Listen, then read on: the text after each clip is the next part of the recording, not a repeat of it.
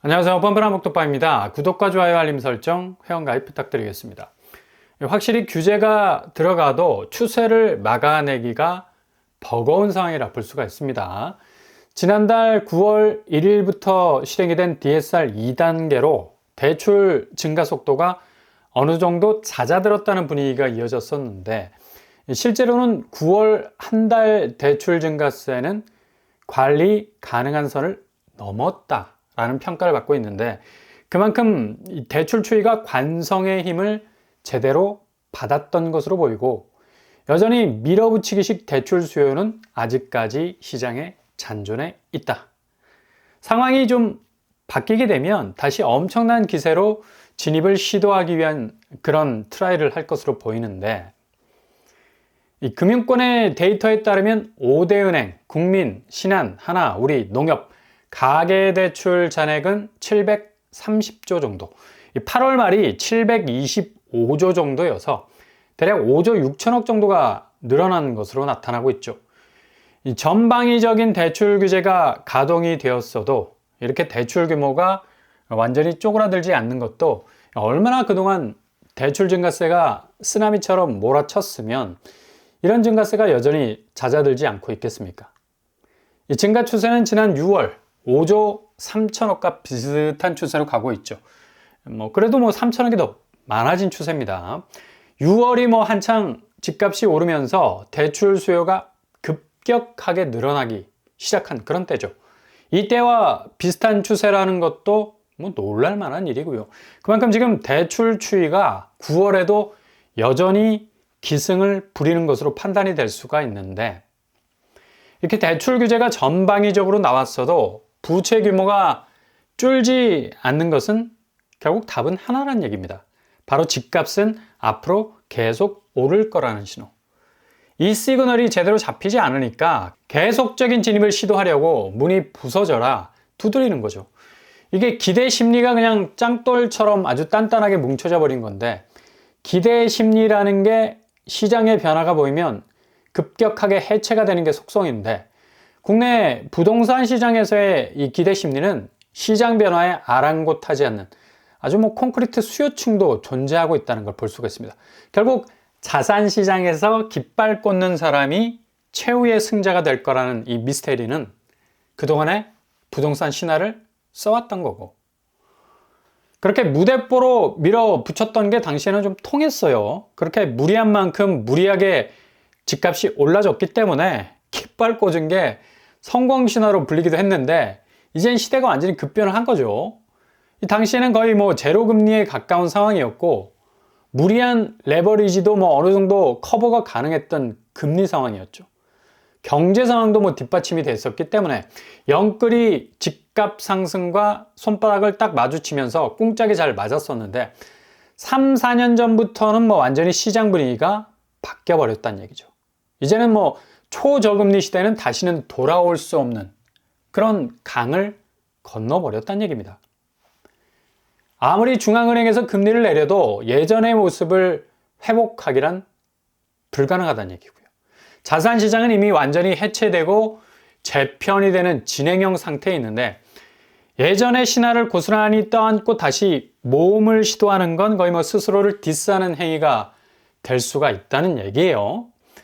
한국은행이 10월 11일 기준금리를 인하할 것인가, 갑론을박이 많은데, 기준금리 인하해도 실질금리는 내려올 생각을 하지 않는다는 얘기죠. 지금 미국이 B컷 0.5%를 대거 금리 인하를 단행했어도 한국의 실질금리는 오히려 시중은행을 필두로 오르고 있지 않습니까? 그렇게 미국 쪽 목만 빼고 빼꼼히 쳐다보던 이 기대 심리가 완전히 그 기대 자체가 발리게 되는 일들이 지금 벌어지고 있지 않습니까? 이런 상황이 연출될 것을 누누이 말씀을 드렸었어요. 미국 기준금리와 한국 시장금리는 역으로 갈 거다. 결국엔 한국은 부동산 악재가 서라운드로 둘러싸여 있어서 미국과 동조화할 수 있는 금리 인하 분위기 아니란 얘기죠. 심지어 10월 11일 한국은행이 기준금리를 내려도 똑같은 일이 발생할 거라는 것. 시중은행은 연말까지 오히려 금리폭을 더 끌어올릴 가능성이 높다는 얘기입니다. 중앙은행 기준금리 인하 시그널이 대출 증가세를 자극할 가능성이 있어서 금융당국에서는 더욱 타이트하게 대출 규제를 가져갈 가능성이 높다는 얘기죠. 지금 부채가 기업 개인 할 것 없이 3천조가 넘어가는, 이게 뭐 죄다 부실로 바뀌어버리게 되면 한국 경제는 정말 일본에 잃어버린 30년이 뭡니까? 거의 뭐 반백년, 50년을 헤맬 수도 있는 위기의 늪속으로 빠질 수도 있는 절체절명의 상황에 처해 있는데, 겨우겨우 멈춰 세울까 말까 하는 부채 규모를 그냥 중앙은행 기준금리 인하 시그널과 함께 동시에 다시 대출 수요가 급격하게 살아날 수 있는 여지가 있다는 얘기죠.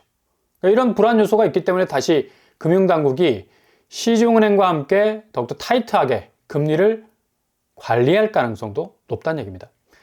내수 경기 침체라는 고리를 끊기 위해서 금리 인하가 필요하다 하지만 실제로는 오히려 금리 인하에 가까운 동결 수순으로 갔기 때문에 인하 효과를 톡톡히 본 탓에 내수 경기가 뭐 찌그러질 수밖에 없었던 거 아닙니까? 죄다 뭐 저금리에 주담대 받느라 눈이 뻘겋게 달아오르는 그런 수순이었는데, 너나 나나 할 것 없이 8월에만 10조에 달하는 대출 궤도 열차에 올라탔었죠.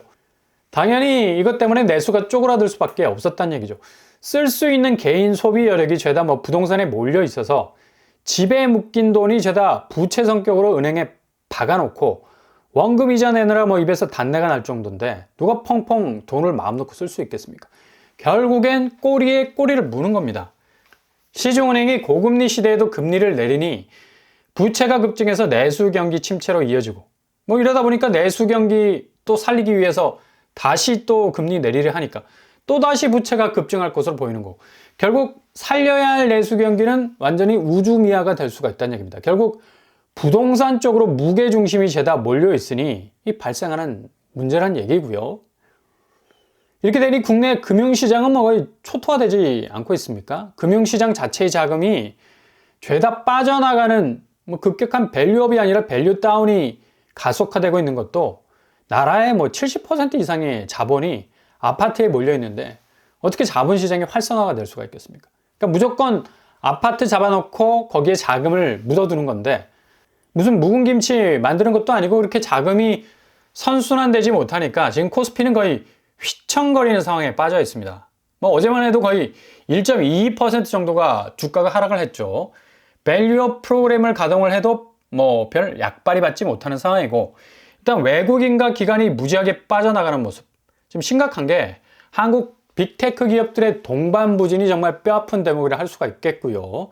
삼성전자가 이제 5만 전자로 갈 수도 있겠다라는 위기감이 터져 나오고 있는 상황인데요. 그리고 그렇게 잘 나가는 하이닉스까지도 어제는 17만에서 16만으로 내려앉았습니다. 대체로 모든 굵직한 종목들이 빠지는 수순으로 가고 있습니다. 그만큼 부동산 시장에 무게가 다 가 있으니까 10조라는 대출 금액은 죄다 그냥 땅 파놓고 묻어놓은 격이죠. 자금이 빛의 속도로 순환이 돼야 이게 기업이든 경제든 전체 경기가 확실한 공회전을 가져갈 수가 있는 건데, 이게 지금 상당히 부실한 상황에 놓여 있다는 얘기고요. 결국엔 이런 금융시장의 위기는 곧바로 자산시장으로 확대가 되는 거, 당연한 거죠. 초반에 말씀드린 대로 미국이 0.5%의 기준금리를 내렸으면 이젠 집값은 날아다니고 금리도 초저금리로 내려앉고 증시를 비롯한 금융시장이 날개를 달아야 하는데, 거침없이 한국은 기준금리 인하의 여파가 역으로 작동할 수 있다는 샘플을 고스란히 보여주고 있다는 얘기죠. 그래서 절대로 금리 인하가 만사라는 관점은 지금 상황에서 위험하다는 얘기입니다. 지금 대기업들이 서둘러 구조조정에 착수하고 있는 것도 뭐 예의주시할 일이고요. 이거 괜히 나오는 제스처가 아니거든요. 그만큼 산업 생산성에서 수익률이 감소를 하니까 인원을 줄일 수밖에 없는 건데, 가장 대표적인 구조조정 중에 하나죠. 특히 삼성전자가 글로벌 인력 감축 계획을 진행을 하고 있는 가운데, 블룸버그에선 동남아시아, 호주, 뉴질랜드에서도 감원 계획이 있다는 소식까지도 들려오고 있어서 앞으로 어느 범위까지 진행이 될지 관심을 가질 수밖에 없는 거고요. 국대 기업인데 반도체 먹거리로 전체 국내 산업 생태계를 유지시키고 있는 결정적인 역할을 하고 있는데, 여기서 흔들리기 시작하면 아마 나라 전체가 휘청거릴 가능성도 많다는 얘기입니다. 그만큼 대기업 침체 국면이 전체 경제 대공황이라는 공포를 불러올 수 있을 정도로 여파가 크다는 얘기죠. 이 블룸버그는 삼성전자가 최근 인도와 남미 일부 지역에서 인력의 10% 정도를 이미 감원을 했다라고 전하고 있죠. 삼성전자가 원래 해외 인력이 국내 인력보다 많은 점을 고려하면 상당히 심각한 양상으로 진행이 되는 거 아니냐라는 공포를 낳을 수도 있고, 일단 국내 인원 감축은 없는 것으로 보도를 했는데요. 이렇게 대기업들이 속속들이 위기감을 드러내는 것 자체가 지금 전체 국내 산업 경기의 현주소를 보여주는 거고, 단순히 기준금리 인하라는 통화정책 하나가 모든 걸 해결해 줄 거라는 이 과도한 기대감이 더 큰 위기를 불러올 가능성이 크다는 얘기입니다. 지금까지 미국이 보여온 경제성장률, 주식시장의 기록적인 이 시총이라는 베이스가 깔려 있었어도 0.5% 비컷을 단행한 이후 계속적인 불안 요소가 터져나오는 거 한번 보세요. 좀처럼 획기적으로 나아진 모습이 별로 없습니다. 하물며 지금 국내 시장은 대기업도 어려운 판에 금융시장도 갈수록 약세장이 이어지고 전체 경제 사이클이 이상 징후를 보이는 와중에 꾹 눌러버린 기준금리 인하 버튼은 오히려 더욱 상황 자체를 어렵게 만들 수 있는 분수령이 될 수도 있다는 얘기입니다. 결국에는 기준금리 인하에도 아무런 일이 벌어지지도 않고 오히려 과도한 기대 심리와 역행하는 경기 침체 양상이 더욱 뚜렷해지게 된다면 부동산 시장도 기준금리 인하 이후로 급격한 하락세가 더욱 가중이 되는 상황으로 갈 수 있다는 얘기죠.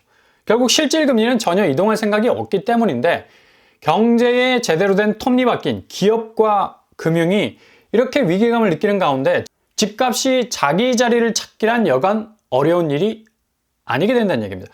여전한 존재감으로 신고가, 최고가를 호령한다?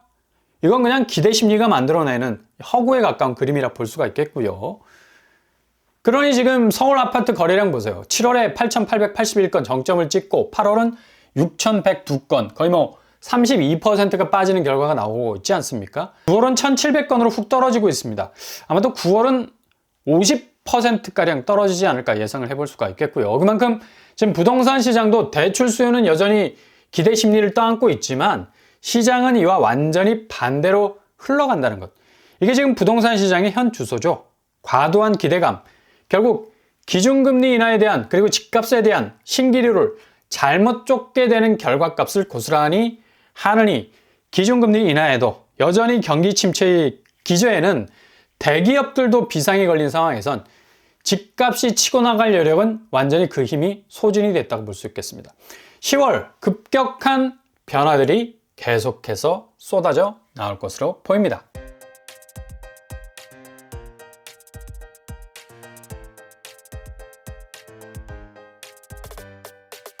오늘의 부동산 캐릭터, 확실히 규제가 만들어 놓은 대출 수요 감소는 약발이 그렇게 세게 나오는 것으로 보이지 않는데, 그만큼 집값에 대한 과도한 기대감이 여전히 잠재해 있다는 사실이죠. 그러나 대기업을 중심으로 움직여지는 이 침체 상황은 상당히 가속화될 것으로 보이고, 금융시장의 이 불안 요소가 고스란히 부동산 시장 쪽으로 전가가 될 것 같습니다.